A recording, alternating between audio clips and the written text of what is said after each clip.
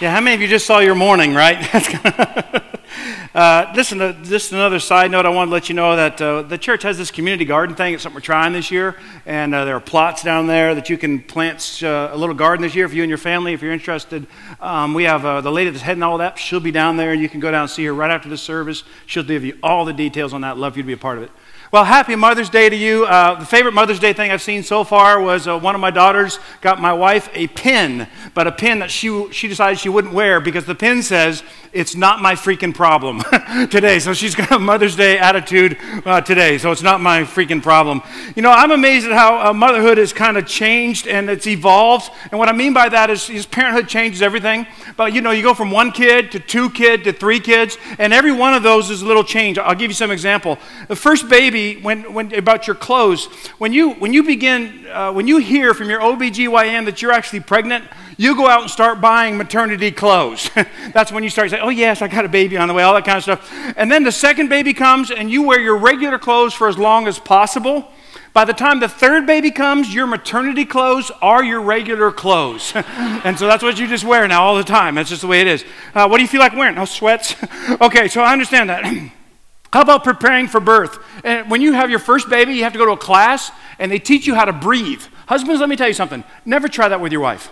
Don't ever try that because she will hit you in the head with a bedpan or something. And so they have this breathing thing, and they teach you this weird kind of way to breathe. And then by the time the second, and you practice that when your first baby, but your second baby, you don't bother practicing because you remember the last time breathing didn't work at all. By the time you get the third baby, the woman's there, and the 8th month, hook me up to the epidural. Right now, I want the epidural. And then there's the baby clothes situation. When you have your firstborn, they get this pre-wash stuff, which is just a marketing gimmick, I want you to know. But they have this pre-wash stuff for your newborn's clothes, and you lay them in their beautiful dresser, color coordinate them, and you stack them, and they're all folded in a little bureau. Then the second kid comes along, and you just try to make sure the clothes are clean and discard all the ones with serious stains. And the third baby, you think, well, boys can wear pink, can't they? You know, just whatever's there, put that on. How about worries? When you have your first baby, the first sign of a distress or a whimper or a frown, you pick the kid up. Second baby, you pick the kid up when it wakes, when it's wailing, but only because you're afraid it's going to wake up your firstborn. And then by the time the third baby comes, you are teaching your 3-year-old how to rewind the mechanical swing, right? So they can keep the baby going. How about this, activities? The first baby, you take your infant to baby gymnastics, baby swing, and baby story hour. Second baby, you take your infant just to baby gymnastics. The third baby, you take your infant to the supermarket and the dry cleaner, and that's it. And then at home, first baby, you spend so much of your day just looking at your little child. Isn't he beautiful? Isn't she wonderful? Then the second baby comes along, and you spend a little bit of every day watching to make sure your older child isn't squeezing, poking, or hitting the baby. And then by the third child, you spend a little bit of every day just hiding from your children. If at all possible, I don't want to know, you know. Well, anyway, Mother's Day, congratulations. I'm glad you're here. Glad you're celebrating. Hope you get to celebrate all that. If you're just joining us, I want to let you know this is the end of a series we're doing called Happy. And we've been kind of studying some things together. I just want to get you caught up to speed because as we travel through this series together, we've come to this collective conclusion, and it's this. It's relatively easy to have happiness based on circumstances. That is a relatively easy thing for us to attain. In fact, McDonald's has told us we can go down there and we can buy happiness in a box called Happy Meal. You buy this, you're going to be happy. You can stop by your favorite restaurant or and experience happy hour where everything is half priced. You can do that.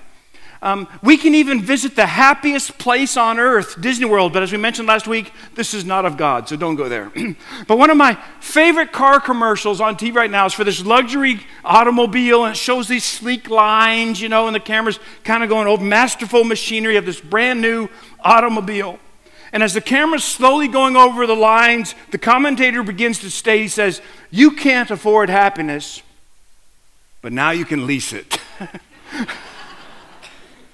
But here's the problem, and everybody in this room knows this well enough. All of us know this. This kind of happiness it runs out. Our Happy Meal only makes us happy for about 30 seconds, and then it runs out. Happy Hour ends. The happiest place on earth closes, and that automobile, it needs maintenance, and a little light will come on and tell you. And despite our understanding of knowledge of this, everybody in this room, our default is to buy the next happy fix.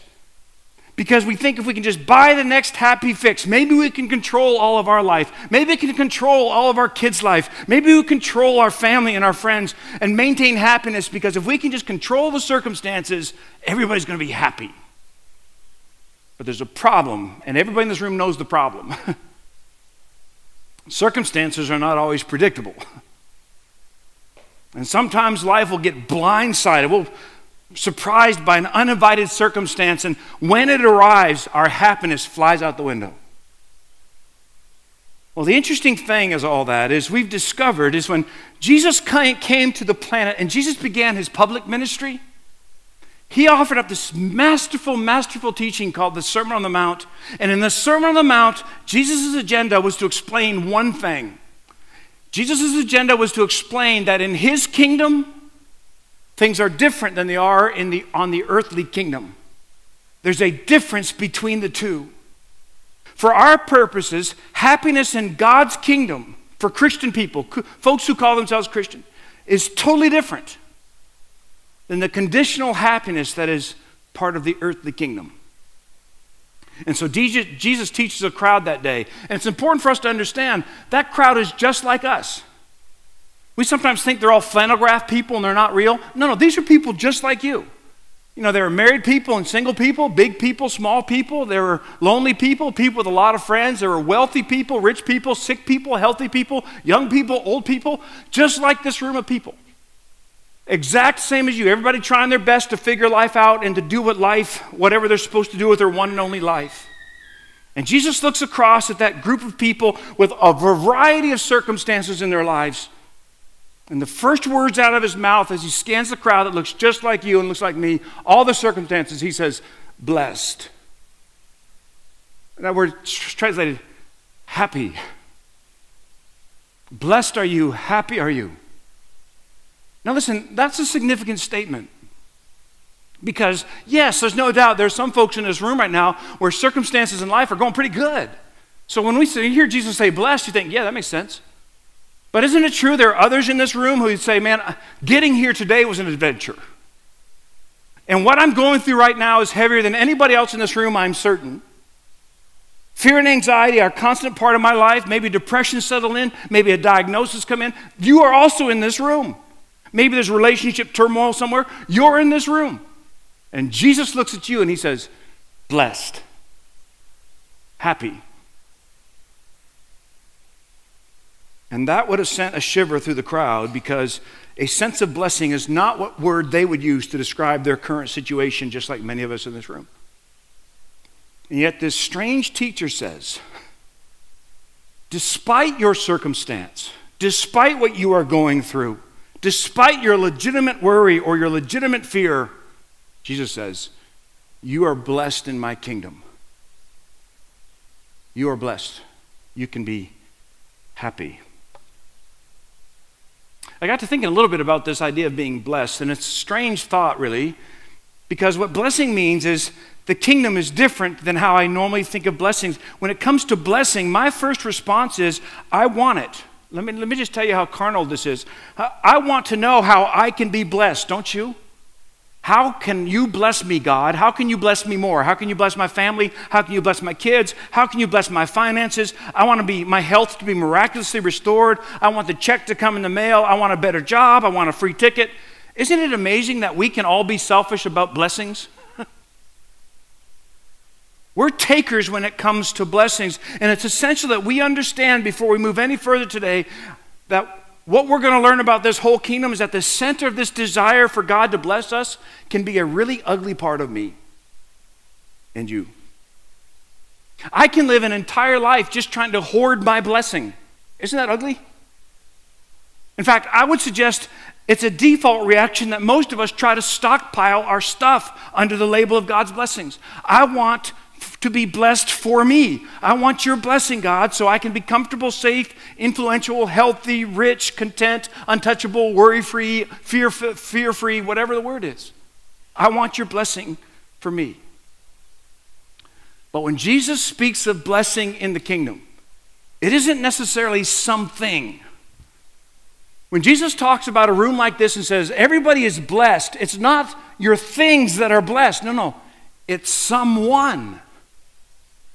The reason Jesus can look across a room like this and look at all of us and say, all y'all are blessed, is because of someone. Because everybody is blessed in God's kingdom, all people. And we learned all of us are blessed in God's kingdom, not because of what we bring or because we have, but because we are now able to have, watch this, a personal relationship with God himself. No matter our circumstance, no matter our trial, no matter our condition, no matter our status in life, no matter our level of shame, no matter our spiritual condition, everybody has access to God. And not just you cleaned up Christian smelling people. All the people that we drove by on the way here, all of us are blessed. We have access to God because we can be part of his kingdom. And having access to God in my life redefines what blessing means when it comes to Scripture. Having access to God in the kingdom redefines what happiness means.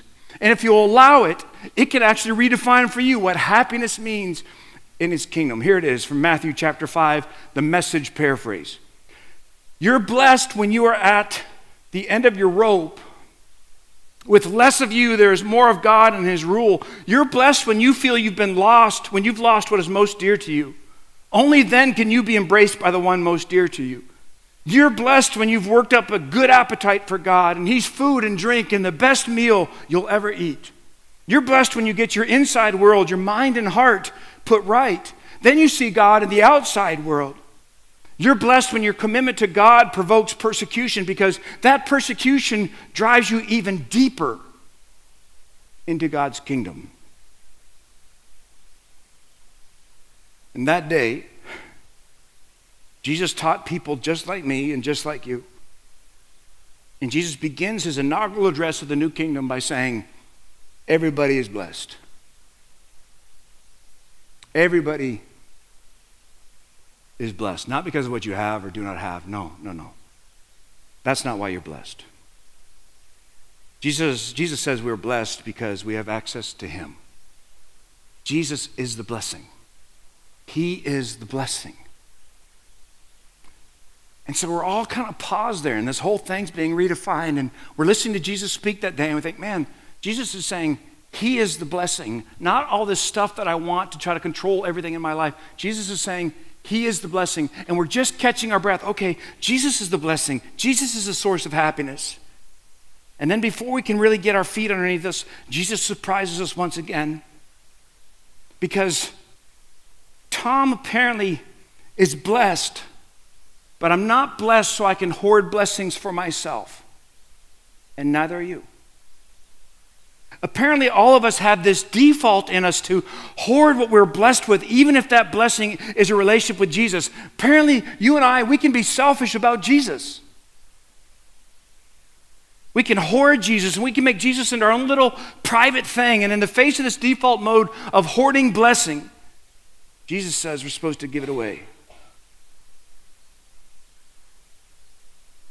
And this is kind of massively important for me.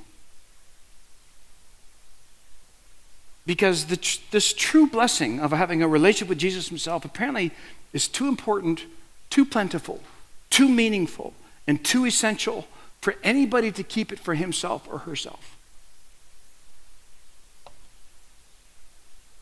So in other words, this blessing, this source of happiness must have legs. This source of happiness that we have must walk. This blessing must flavor. This blessing must shine.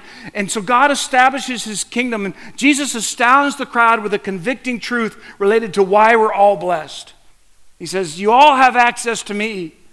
But let me tell you why. This is why things are different in my kingdom. Everybody can dial me up. You can sing songs to me. When Jeremy calls on us and asks us to pray, just whatever's in your heart, you can do that. You have a direct access to God. You don't need Tom to give you a hotline to God or a priest to get you to God. You can dial God up. Why is it we can dial God up, but we can't dial up some of the most important people in our town? Why is that? Why do we have access to the King of Kings? Why is that?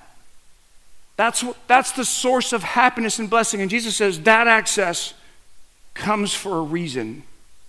And that's what he says next in his sermon. In order to fully understand what he's getting at, you have to go back and understand a little bit about Israel's story. Keep in mind the people he's talking to that day, all they know is the Old Testament stuff.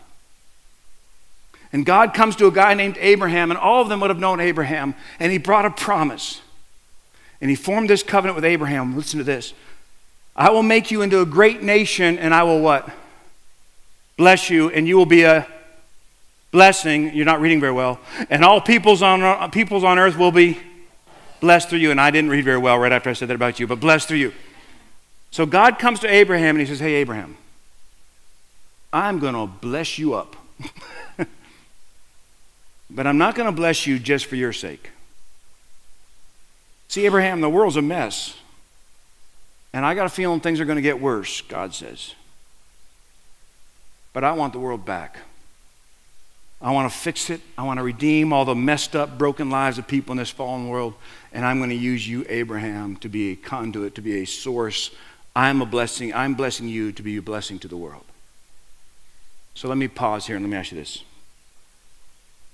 Anyone in here at all feel blessed? I mean, when you think about your life, do you see things in your life that are a blessing as you look at your life, your intelligence, your family, your children, your spouse, your future, your friends, your finances, your home, your body, your education, your gifts, your food cabinet, your opportunities, your country? Wouldn't we all have to acknowledge that we have a little bit of blessing in our lives? Isn't that fair? So here's the question. You ever asked why? Why are we blessed? It's not because we're God's favorite people. You're not God's favorite people. Because God made everybody. And everything I read in Scripture, He's in crazy nuts love with all of us. Even the people we drove by on the way here today. So why does Tom get blessed? Why do you get blessed? Why? Why were we born in this country? Have you ever asked yourself that? Why do we have blessing? Well, God's idea went all the way back to Abraham. You're blessed, so you will be a blessing to all the nations. That's God's idea. Not Tom's, this is God's plan. The ideas of being blessed to be a blessing is part of the word covenant, and God uses all kinds of images now to describe the covenant. A blessing to be a blessing. And all this is behind what Jesus is getting ready to say next in his Sermon on the Mount. He says this, you people, he looks at people just like us. He says, you people, you are the salt of the earth. Now, we're not as familiar with salt's value because nowadays, the doctor says you're not supposed to have it. But, back then it was a good thing and everybody loved salt. Salt was from God. Now it's not. I don't know what happened. But the people listening to Jesus that day understood the use and value of salt. Keep in mind, there were sacrifices that involved salt. There's actually a historical fact of there's wars that were fought over salt. And so salt was used to kind of prevent or preserve things and prevent decay and all that kind of stuff. The word salary is from the Latin word sal, which actually means salt. So salt had incredible value. So why would Jesus bring a reference to salt just after he called us all blessed? And we just all said we all feel blessed. Why would Jesus bring up salt? Well, see, I think it's because in the world there's rot and decay. And there is sin and shame in the world. And there is deceit and corruption. And there is selfishness and self-centeredness. And everything has the potential to be spoiled. But in Jesus' kingdom, all of us who are blessed, you are the salt of the earth. You are, not the person sitting beside you. No, you are in God's kingdom. You're the salt of the earth, not Tom. You are.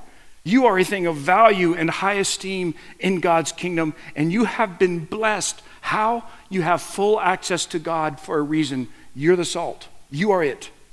You're the salt. And the whole group's trying to figure out, how am I of value? How am I salt? What does that mean? And Jesus goes on with his next image. Again, he goes to the Old Testament because that's all the people understood that day. He said, Isaiah, I will also make you a light for the Gentiles, that you may bring my salvation to the ends of the earth. Two key words here, light and Gentiles. So when Jesus comes to establish his kingdom, he looks across this ragtag group of followers at the ordinary people that day, and he says, you are the light of the world. And let me just tell you something. Those folks got it. Otherwise, we wouldn't be here. They understood. Somehow they picked up that day how important it was that they become salt and they become light. Otherwise, alive would never happen. And every other beautiful church that you are part of our community would never happen. And so those people got a hold of it, and God says the world is dark. And we know this. God says the people are confused, and they're even misguided, and they're discouraged and anxious and afraid. And in the world, shame is a constant companion. It doesn't have to be a constant companion, by the way, if you're in God's kingdom. Just let that go. God can set you free from that kind of stuff. In the world, people hide and they sin and they're scared. And Jesus is saying, you folks, you're blessed. You're blessed. So in my kingdom, I want you to be light. Not just a light for yourselves, but a light for the whole doggone world. Not just a light for your family and your little kingdom, but for the whole community. That's what you're supposed to be. You're blessed to be a blessing. And that's God's vision for his new kingdom. Alive is here because we're blessed to be a blessing, a covenant of salt and a covenant of light. And that would be such an awesome place to end the message. But Jesus doesn't do that. And it's so important. Because, we could do like some kind of closing song about salt and light, and I give everybody a pack of salt on the way out or something like that. We'd all be, that's a good sermon. I'm salt, I'm light. But Jesus doesn't do that. Jesus actually has a whole crowd worked into this lather, and then he attaches one more thing to his vision for the world. Jesus says, listen, you're salt, you're light, you are blessed. And then he says this, there's a potential catastrophe in my kingdom.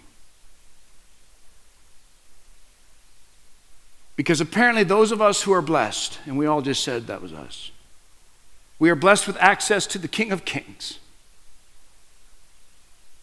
Apparently we can forget that we are blessed to be a blessing.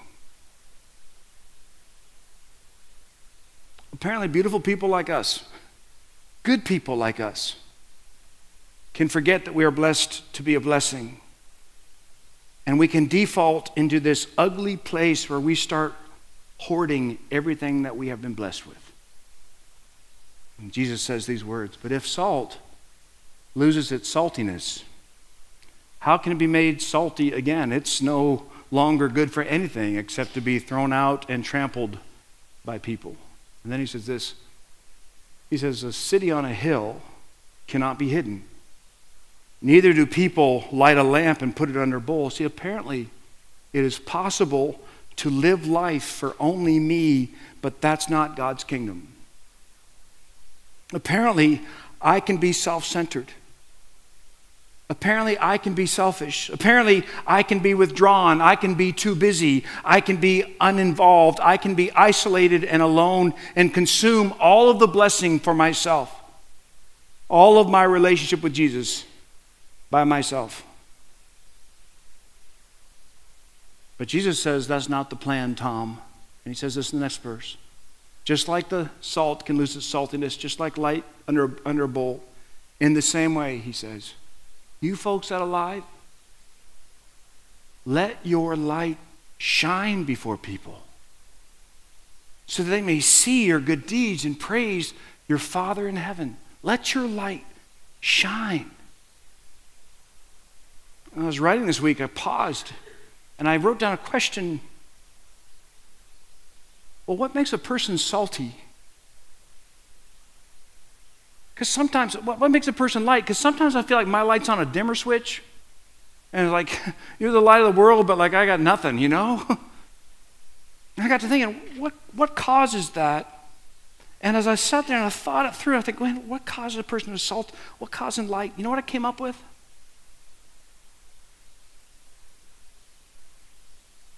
It's full devotion to Jesus. That's it. I wish I could give you something more and everybody be writing it down, but that's it. It's full devotion to Jesus Christ. That's what makes me salty. That's what gives me light. It's doing what Jesus asks, what he teaches me to do.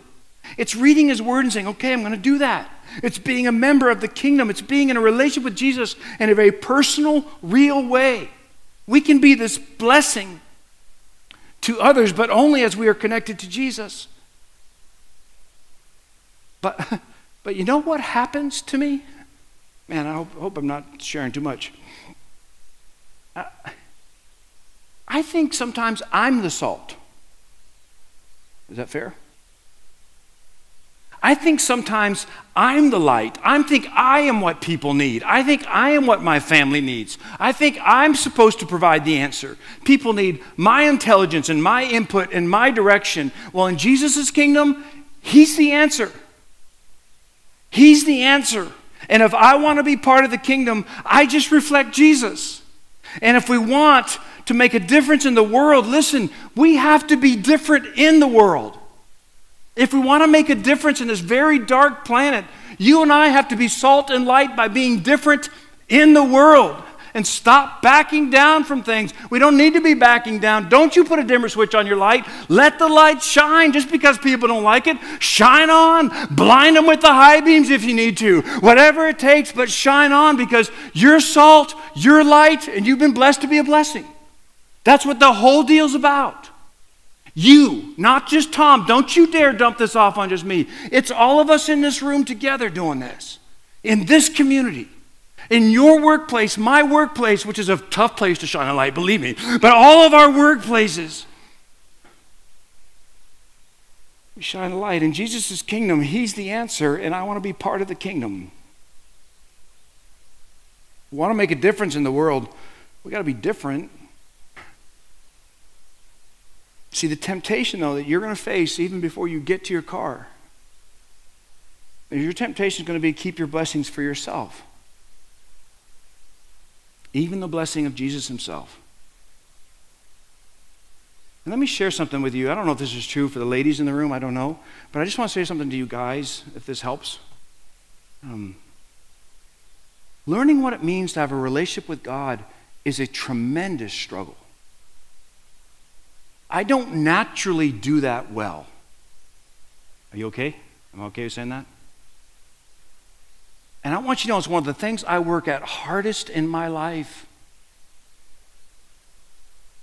because I want that relationship to shine.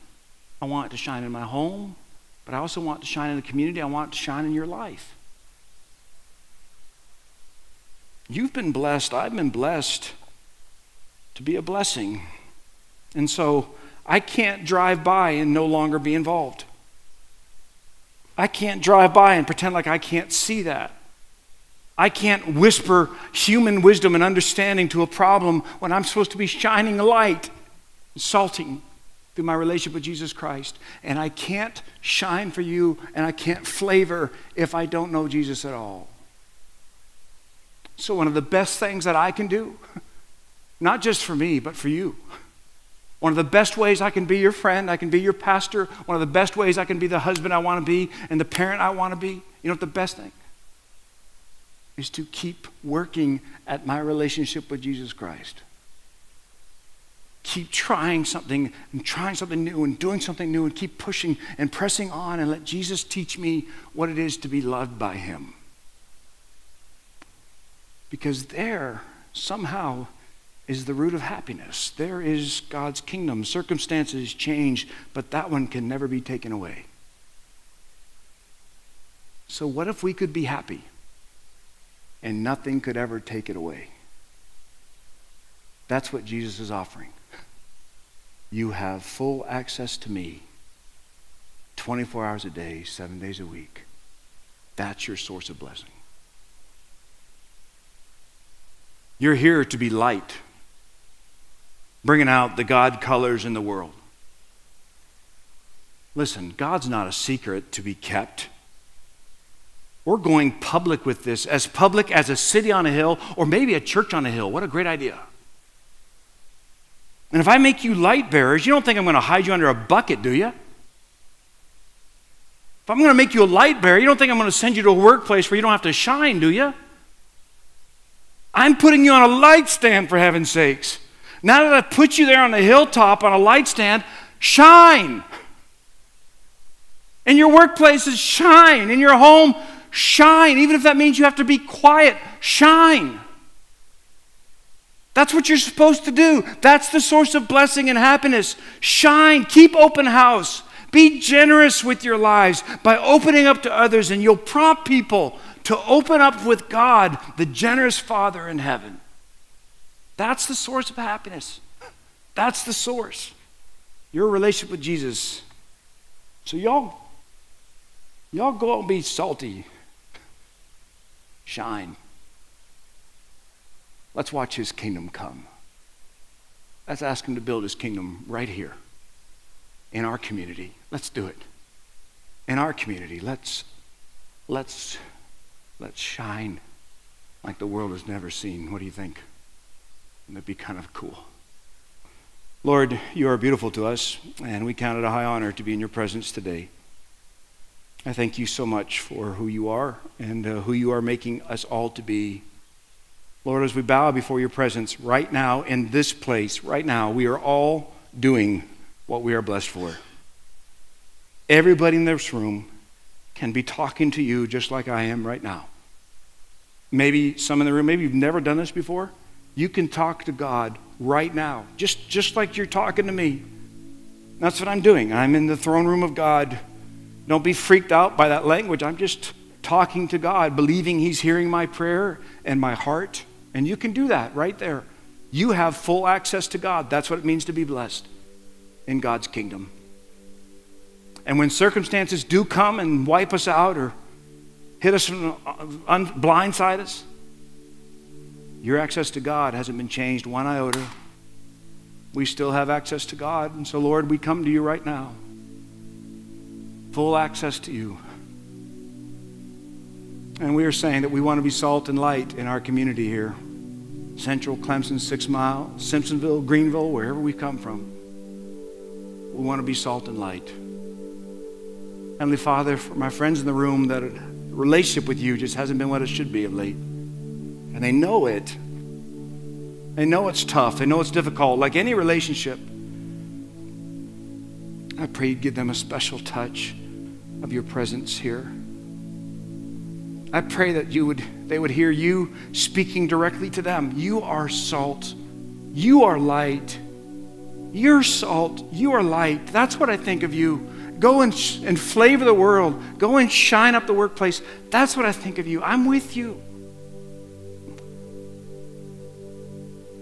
And so, Father, as just one voice in this community of Alive, we ask you to come and build your kingdom right here.